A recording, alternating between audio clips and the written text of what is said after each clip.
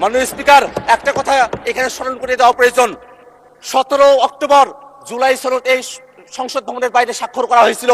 তার পূর্বে ঐক্যমত্য কমিশন কর্তৃক আমাদেরকে যে জুলাই সনদের কপিটা দেওয়া হয়েছিল মাননীয় স্পিকার, এই জুলাই সনদের কপির মধ্যে আপনি কোনো পয়েন্টে দেখবেন না সেখানে কোনো নোট উল্লেখ আছে মাননীয় স্পিকার।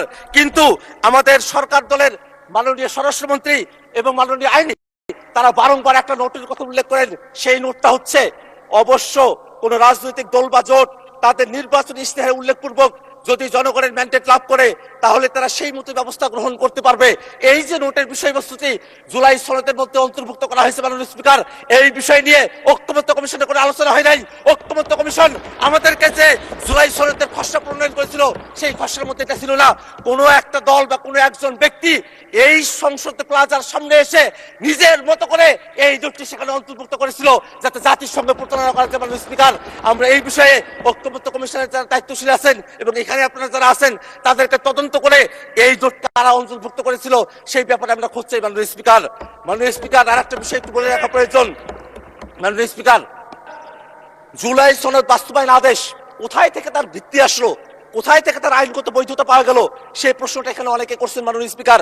কিন্তু জুলাই সনদ আদেশটা তারা যদি পড়তেন, সেই জুলাই সনদ আদেশের একেবারে প্রিয়েম্বলের মধ্যে বলা আছে সার্বভৌম ক্ষমতা এবং অভিপ্রায়ের বহিঃপ্রকাশ হিসাবে এই জুলাই সনদের যে আদেশ, সেই আদেশটা জারি করা হয়েছিল। মাননীয় স্পিকার, যারা জনগণকে এই কথা বলছে যে জনগণ গণভোটের এতগুলো বিষয় তারা কি পড়ে, জুলাই সনদ এতগুলো বিষয় পড়ে তারা কি ভোট দিয়েছেন, জনগণকে যারা এখানে সংসদে দাঁড়িয়ে মূর্খ সাব্যস্ত করতে চাচ্ছেন তাদের উদ্দেশ্যে আমরা বলি, আপনাদের এই পজিশন গণভোটের পক্ষে হ্যাঁ বলার পরে আজকে গণভোটের বিপক্ষে অবস্থান নেওয়া বিএনপির দলগত মূর্খতা বা সততাকে প্রকাশ করতে। মাননীয় স্পিকার, আমরা এই কথাটা আপনার মাধ্যমে তাদের কাছে জানিয়ে দিতে চাই।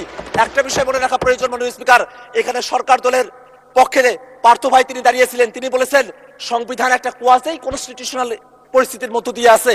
সরকারি দলের একজন এমপি যখন কোয়াজি কনস্টিটিউশনাল কথা বলেন অর্থাৎ খণ্ডীয় সংবিধানের কথা বলেন তখন কিন্তু আমাদের যুক্তি বেশি সাব্যস্ত হয় মাননীয় স্পিকার, কারণ তারা বারংবার সংবিধানের পরিপূর্ণ বাস্তবায়নের কথা বলছেন। কিন্তু আমরা বলছি এটাই বাস্তবতা যে বাংলাদেশ 5 আগস্টের পরে একটা এক্সেপশনাল অবস্থার মধ্য দিয়ে আমাদেরকে যেতে হয়েছে। মাননীয় স্পিকার, আমরা কনস্টিটিউশন পুরাটা মানতেও পারি নাই, পুরাটা ছাড়তেও পারি নাই, এমন একটা পরিস্থিতিতে আমাদেরকে আসতে হয়েছে। মাননীয় স্পিকার, মাননীয় স্পিকার, সেই সময়টাতে খালেদা জিয়া, বেগম খালেদা জিয়াকে মুক্তি দেওয়া হলো, সেটা কোনো সংবিধানের ভিত্তিতে হয় নাই, কোনো আইনের ভিত্তিতে হয় নাই, সেটা জনগণের অভিপ্রায়ের ভিত্তিতে হয়েছিল। অ্যাটর্নি জেনারেল তিনি যেভাবে নিয়োগ পেয়েছিলেন সেটাও জনগণের অভিপ্রায়ের ভিত্তিতে হয়েছিল। এই যে জনগণের অভিপ্রায়ের ভিত্তিতে সেই সময়টাতে এক্সেপশনাল একটা পরিস্থিতিকে আমরা ডিল করেছিলাম।